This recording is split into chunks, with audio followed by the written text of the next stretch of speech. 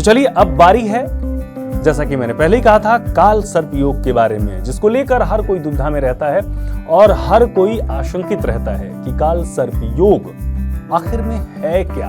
प्रदीप जी, अक्सर लोगों के मन में ये सवाल रहता है कि ये काल सर्प योग है क्या, क्योंकि अक्सर लोग कहते हैं काल सर्प योग की पूजा करवानी है या काल सर्प योग की वजह से मेरे जीवन में उन्नति या तरक्की नहीं हो पा रही है। तो पहला सवाल हमारे दर्शकों के लिए, हमारे दर्शकों का आपके लिए यही है कि वास्तव में काल सर्प योग है क्या। देखिए, इसको हम दो प्रकार से समझते हैं। जी, पहले तो ये समझ लेते हैं कि जो काल सर्प दोष बताया गया है या जो आजकल ट्रेंड में है वो किस तरीके से बनता है। तो काल सर्प दोष तब बनता है जब राहु केतु के एक्सेस में जी सारे प्लैनेट्स आ जाते हैं। किस प्रकार से, मान लीजिए कि पहले घर में आपका राहु है तो अपोजिट में आपका केतु होगा, साथ में घर में जी। अब उसके लेफ्ट में सारे प्लैनेट हों या राइट में सारे प्लैनेट हों, यानी कि 1 से लेके 7वें घर तक या 7 से लेके उधर 12वें घर तक सारे प्लैनेट आ जाए। तो इसका मतलब ये हुआ कि जितने भी आपके प्लैनेट्स हैं जो आपके जीवन में कुछ अच्छा करने वाले हैं, कुछ बुरा करने वाले हैं, वो मिला जुला फल मिलेगा। लेकिन अगर वो राहु केतु के एक्सेस में आ जाए तो वो बंध जाते हैं, यानी कि जो उनका अपना कुछ विशेष प्रभाव है आपके जीवन में अच्छा करने का या बुरा भी करने का, हम दोनों ही पहलू मान लें जी, बिल्कुल। तो वो उसको बांध देंगे, तो फिर राहु और केतु सर्वे सर्वा हो जाएंगे। अब इसमें भी आइडेंटिफाई कैसे करें कि कौन सा वाला ज्यादा इफेक्टिव होगा। बिल्कुल, कि राहु अगर लगन में है या किसी भी भाव में है, हम अभी एग्जांपल के लिए राहु को लगन में माने जी, तो राहु लगन में है, केतु 7th हाउस में है, तो लेफ्ट वाला ज्यादा एक्टिव होगा कि राइट वाला ज्यादा एक्टिव होगा। इसके लिए क्या है कि जैसा हम जानते हैं कि राहु हमेशा उल्टा चलता है, राहु केतु वक्री चलते हैं, वक्री होते हैं जी, बिल्कुल उल्टा चलते हैं। तो अगर राहु आपके लगन में है और 12वें घर से लेके और 7वें घर तक सारे प्लेनेट आ गए केतु, तो यानी कि राहु का मुंह ऐसे है और सारे प्लेनेट आपके इधर आ गए, तो वो उनको निगल जाएगा जी। तो यानी कि अब वो ज्यादा पावरफुल हो गया काल सर्प दोष जी। लेकिन अगर इसका हम अपोजिट कर दें कि इधर प्लेनेट कर दें, तो राहु तो इधर जा रहा है बिल्कुल, और केतु इधर से आएगा, लेकिन केतु का सिर्फ धड़ है, मुंह तो है नहीं जी, तो वो निगल तो नहीं पाएगा बिल्कुल, तो उसका असर कंपैरेटिवली कम हो जाता है जी। तो यानी कि अब अच्छा, अब दूसरा क्या है कि काल सर्प दोष भी लगन में सिर्फ राहु है तो उससे उतना इफेक्टिव नहीं है। उसकी भी आइडेंटिफिकेशन है कि किस घर में राहु हो तो ज्यादा वो पावरफुल हो सकता है, किस केस में वो ज्यादा परेशान आपको कर सकता है जी। तो 3 ऐसे केस हैं जिसमें अगर काल सर्प दोष बनता है तो ज्यादा पावरफुल हो जाता है जी। विशेष तौर पे मैं अपने दर्शकों से कहूँ इस बात का विशेष ध्यान रखें जो आचार्य प्रदीप जी बताने वाले हैं, क्योंकि कब प्रभावी होता है काल सर्प दोष हमारे जीवन में, हमारी कुंडली में कब ज्यादा प्रभाव डालता है जी प्रदीप जी। तो सबसे पहली पोजीशन है कि अगर राहु आपके 2nd हाउस में है, धन भाव में जी, वही आपका धन भाव है, वही आपका वाणी का भाव है, वही आपके फैमिली का घर है। अगर वहां पे राहु वैसे भी बैठा है बिना काल सर्प दोष के भी, तब भी आपका मिशन ऑफ लाइफ है कि आपको फैमिली पे ध्यान देना है, आपको अपनी वाणी पे कार्य करना है, आपको अपने फाइनेंसेस पे कार्य करना पड़ेगा। यानी कि ऐसा व्यक्ति हमेशा अनसर्टेन रहता है अपनी फैमिली को लेके, अपने फाइनेंसेस को लेके, यानी कि उतार चढ़ाव बहुत आ जाते हैं। और अगर काल सर्प दोष बन गया तो फिर तो वो उसको बहुत ज्यादा परेशान कर सकता है, यानी कि आपके फाइनेंस को वो बहुत खराब कर सकता है, अपनी फैमिली को बहुत खराब कर सकता है, आपकी वाणी को भी खराब कर सकता है, यानी कि अभद्र लैंग्वेज का जी बिल्कुल। दूसरी पोजीशन उसकी बनती है जब राहु आपका 5th हाउस में आ जाता है। अच्छा, 5th हाउस को हमारी कुंडली में आपकी बुद्धि का घर कहा जाता है, आपकी संतान का घर है, आपके जो पूर्व जन्म के कर्म है, संचित कर्म है, उनका आपका है, यानी कि जितनी एंसेस्ट्रल ब्लेसिंग्स होती हैं वो आपको 5th हाउस से मिलती है, 5वें घर से। अब वहां पे अगर राहु बैठ जाता है तो उसको वैसे भी हम पितृदोष बोलते हैं जी, तो पितृदोष का निर्माण कर देता है वो। और वो आप समझ लीजिए कि अगर आपकी कुंडली जितनी भी पावरफुल और 5th हाउस का अगर राहु है तो एक गड्ढे का काम कर रहा है, हर काम में वो आपको स्पीड ब्रेकर लगा देगा। और अगर कुंडली आपकी कमजोर हुई तो फिर तो वो आपको उठने ही नहीं देगा जीवन में। और अगर काल सर्प दोष बना तो और ज्यादा खराब कर देगा। तीसरी पोजीशन है इसकी जब राहु 8th हाउस में होता है। अच्छा, 8वें घर में राहु जब भी होगा, लेकिन दूसरे सबसे खतरनाक 5वें में होगा। दूसरे में वो तभी काम करेगा जब उसकी महादशा या अंतरदशा आएगी जीवन में, यानी कि जब वो एक्टिव हो जाएगा। 8th हाउस का भी ऐसे होता है। 8th हाउस का क्या करता है, जब वो एक्टिव हो जाएगा तो आपको अर्श से फर्श पे ले आएगा, यानी कि आपके पास अगर 1000 करोड़ रुपए भी होंगे तो हो सकता है कि वो आपको लोन में डुबा देगा।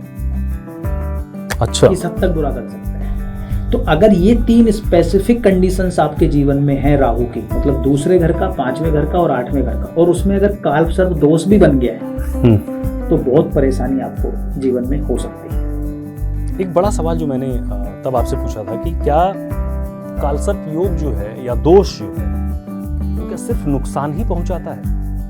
बिल्कुल, काल सर्प दोष अधिकतर नुकसान ही पहुंचाते हैं, लेकिन इसमें एक मत और भी है जी। श्री के.एन. राव को अगर आप सुनेंगे, जिनको मैं फॉलो भी करता हूँ जी, तो उनका ऐसा मानना है कि काल सर्प दोष, या मैंने भी जितनी पुस्तकों का अध्ययन किया जी, ये हमारी जो पुरानी बुक्स हैं, जो हमारी पारंपरिक, जो मतलब हमें अपने पूर्वजों से मिली है, जी बिल्कुल, उनमें इसका जिक्र नहीं है कालसर्प दोष का। ये मॉडर्न है जी, तो ये 80s में या 90s में डेवलप हुआ है जी, तो इसलिए काल सर्प दोष है तो उससे घबराने की आवश्यकता नहीं है जी। काल सर्प दोष है वो 3 ही कंडीशन में आपको खराब कर सकता है। अगर काल सर्प दोष नहीं भी है तब भी उन 3 कंडीशन का राहु आपको परेशान करेगा ही करेगा। अच्छा, जो 3 भाव आपने बताए, दूसरा, 5वां और 8वां, अगर उन भावों में राहु है तो काल सर्प दोष हो या ना हो, वो आपके जीवन में परेशानी लेके आने का बहुत बड़ा कारक बन जाएगा। शायद इसीलिए इसका जिक्र पहले के हमारे प्राचीन ग्रंथों में नहीं था। हो सकता है उन्होंने ये कहा कि उन्होंने तो राहु को दूसरे 5वें, बिल्कुल, जी जी जी, उसकी संज्ञा नहीं दी, लेकिन अभी ये बाद में डेवलप हुआ, रिसर्च हुई, जैसे बिल्कुल इंक्लूड हो गया, तो मतलब उतना घबराने की भी आवश्यकता नहीं है। ऐसे बहुत बहुत बड़ी हस्तियां हैं जो काल सर्प दोष होने के बावजूद बहुत सक्सेसफुल है, बिल्कुल, तो घबराने की आवश्यकता नहीं है। लेकिन अगर इन स्पेसिफिक कंडीशंस में है, दूसरे में, 5वें में, 8वें में, तो वहां पर आपको सावधानी बरतने की डेफिनेटली आवश्यकता होगी, उनके उपाय करने की आपको आवश्यकता पड़ेगी। अगर आप ऐसा करते हैं अपने आचरण से, अपने व्यवहार से, पूजा पाठ से, आप उनकी रेमेडीज करते हैं, तो वो डेफिनेटली आपको फायदा मिलेगा। अगला सवाल भी यही है हमारा कि इस काल सर्प दोष से किस प्रकार से बचा जाए, कौन से ऐसे उपाय हैं जिन्हें अपनाकर हम काल सर्प दोष को कम कर सकते हैं या समाप्त कर सकते हैं। प्रदीप जी, ये सवाल बहुत जरूरी है क्योंकि अक्सर लोगों के मन में होता है कि हम अपने काल सर्प दोष को किस प्रकार से दूर करें और कैसे हमारी कुंडली से काल सर्प दोष समाप्त हो और हमारे जीवन में सब कुछ बेहतर हो। प्रदीप जी, देखिए, अगर काल सर्प दोष आपकी कुंडली में है जी, तो उसके लिए कुछ स्पेसिफिक पूजा है जो हम सब जानते हैं। जैसे आप नासिक में ज्योतिर्लिंग पे जाएंगे, त्र्यंबकेश्वर में, तो वहाँ पे आप पूजा करा सकते हैं। इसके साथ साथ आप भगवान विष्णु जी की पूजा कर सकते हैं, आप प्रदोष व्रत कर सकते हैं, आप नाग पंचमी को आप नाग पूजा कर सकते हैं। तो मतलब उस प्रकार से भी आप कर सकते हैं। उसकी पहचान एक और भी है कि अगर आपको नींद में बहुत ज्यादा सपने में मतलब आपको नाग दिखते हैं, सर्प दिखते हैं, तो उस केस में वो भी एक चीज होती है कि हो सकता है कि आपकी पत्री में काल सर्प दोष हो। तो उस केस में आपको, अब दूसरा क्या है कि पूजा के लिए भगवान शिव की भी आप पूजा करेंगे तो बहुत अच्छा लाभ मिलता है। क्यों मिलता है? आपने देखा होगा भगवान शिव जो है वो नाग को अपने गले में धारण करते हैं, बिल्कुल, और भगवान विष्णु खुद शेषनाग की सैया पे सोते हैं, बिल्कुल। तो अगर दोनों में से आप किसी भी देवता की पूजा कर लेते हैं, भगवान शिव की या भगवान विष्णु की, तो आपको इससे छुटकारा मिल जाएगा। पूजा करना आप बहुत आसान पूजा भी है कि आप ओम नमः शिवाय का डेली जाप करिए, आप रुद्राभिषेक करिए, तो उससे आपको लाभ मिल जाएगा। आप ओम नमो भगवते वासुदेवाय का पाठ ही कर लीजिए, आप एकादशी के व्रत कर लीजिए, आप विष्णु सहस्त्र नाम का पाठ कर लीजिए, आप महामृत्युंजय मंत्र का जाप कर लीजिए, आप शिव तांडव भी कर सकते हैं, आप शिव स्तोत्र भी कर सकते हैं। तो मतलब किसी भी प्रकार से आपको भगवान विष्णु या भगवान शिव की आराधना करनी पड़ेगी। अगर आप उनकी पूजा करते हैं तो आपको इससे निजात मिल जाएगी। एक तो पहलू ये। दूसरा क्या कर सकते हैं आप, अब ये काल सर्प दोष जो बना वो राहु के कारण बना है, विशेष रूप से राहु और केतु के कारण। तो आपको क्या करना है कि आपको राहु को कमजोर करना पड़ेगा जी, यानी कि राहु से जुड़ी हुई जो वस्तुएं हैं या उससे जुड़ा हुआ जो अनाज है जी, उनका आपको दान करना पड़ेगा। जैसे अगर राहु आपका दूसरे, 5वें या 8वें घर में है, विशेष रूप से तभी परेशान करने वाला है आपको, तो आपको करना ये है कि अगर मान लीजिए दूसरे घर में है तो राहु का दान आप क्या कर सकते हैं, आप जो होते हैं आप उनका दान करिए, आप चाय पिलाइए, आप सूजी का हलवा लोगों को खिलाइए। विशेष रूप से अगर कोढ़ियों की आप सेवा करते हैं या उनको खाना खिलाते हैं या उनको चाय और हलवा खिलाते हैं, पिलाते हैं चाय, तो उसमें विशेष रूप से आपको लाभ मिलने वाला है। इसके साथ साथ अगर सेकंड हाउस में है तो आपको अपनी वाणी पर विशेष रूप से ध्यान रखने की आवश्यकता है कि आप जरूरत से ज्यादा एक तो बोलें ना, क्योंकि बहुत बोलते हैं ऐसे लोग जी। दूसरा, अभद्र लैंग्वेज का आप बिल्कुल प्रयोग ना करें। इसके साथ साथ आपको अपने खाने पर ध्यान रखने की आवश्यकता है कि ऐसा नहीं कि कुछ भी खा रहे हैं, मतलब हो सके तो आप सात्विक खाना खाएं। तो उससे जब आपकी वाणी कंट्रोल होगी तो उस राहु का असर वैसे ही कम हो जाएगा। और अगर राहु आपके घर में सेकंड हाउस में होगा आपकी कुंडली में, तो ऐसा भी मिलेगा आपको कि आपके नॉर्थ ईस्ट में घर के वॉशरूम हो, तो उस वॉशरूम को आप रखते रहिए। तो अगर ये उपाय आप कर लेते हैं तो ऑटोमेटिकली आपको उस राहु के नेगेटिव रिजल्ट मिलने बंद हो जाएंगे। यानी कि कुछ वास्तु से जुड़े उपाय कर लीजिए, कुछ पूजा कर लीजिए और कुछ आप अपनी आचरण में लेके आइए चीजों को, तो आपको लाभ मिल जाएगा। इसी प्रकार से अगर फिफ्थ हाउस में राहु है, तो फिफ्थ हाउस में राहु है तो आप हमेशा कुछ चीजें लर्न करते रहिए, क्योंकि वो आपकी बुद्धि का घर है। इसके साथ साथ आप सबके साथ प्रेम पूर्वक संबंध बनाते रखें, लव लाइफ से थोड़ी दूरी बनाते रखें, क्योंकि वहां पे आपको सक्सेस नहीं मिलेगी आसानी से। बच्चों का आप विशेष रूप से ध्यान रखें। इसके साथ साथ जो पूजा हमने बताई वो तो आप कर ही सकते हैं। अगर एट्थ हाउस में राहु है तो आपको एडिक्शन हो सकता है, आप अपने व्यावहारिक जीवन में आपकी दिनचर्या बहुत डिस्टर्ब हो सकती है, तो आपको किसी भी एडिक्शन से दूर रहने की सलाह दी जाती है।